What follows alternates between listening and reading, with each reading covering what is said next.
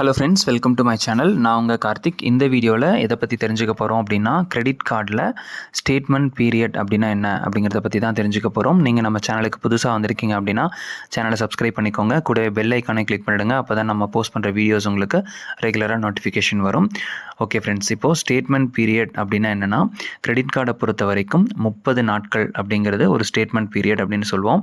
So அது வந்து ஒரு 4 அல்லது 5 டிஃப்ரெண்ட் டைப்ஸில் வந்து ஒவ்வொரு பேங்க்லேயும் இருக்கும். ஸோ ஸ்டேட்மெண்ட் பீரியட் ஸ்டார்ட் ஆகிற நாள் வந்து ஒவ்வொரு மாதத்துடைய 1ஆம் தேதி அப்படின்னு கணக்கு எடுத்துக்கிட்டோம் அப்படின்னா, அந்த மாதத்துடைய 30ஆம் தேதி இதுதான் வந்து 30ஆம் தேதி வரைக்கும் ஸ்டேட்மெண்ட் பீரியட்.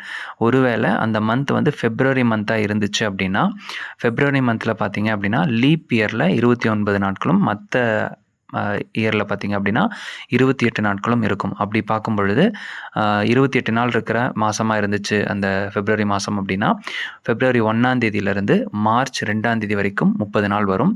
அதே மாதிரி 29 நாளாக இருந்தால் மார்ச் 1ஆம் தேதி வரைக்கும் 30 நாள் வரும். ஸோ அந்த 1 அல்லது 2ஆம் தேதியில் உங்களுக்கு பில் ஜென்ரேட் ஆகும். ஸோ இது வந்து ஒரு எக்ஸாம்பிளுக்காக சொல்லியிருக்கேன். ஸோ அதே மாதிரி ஸ்டேட்மெண்ட் பீரியட் அப்படிங்கிறது 15ஆம் தேதியிலேருந்து 14ஆம் தேதி வரைக்கும், இந்த மாதம் 15ஆம் தேதியிலேருந்து அடுத்த மாதம் 14ஆம் தேதி வரைக்கும் இருக்க வாய்ப்பு இருக்குது. அது எப்போ அப்படின்னு பார்த்தீங்கன்னா, 30 நாள் வந்து அந்த ப்ரீவியஸ் மந்தில் இருக்கும் பொழுது உங்களுக்கு அடுத்த மாதம் 14ஆம் தேதி வரைக்கும் வர வாய்ப்பு இருக்குது.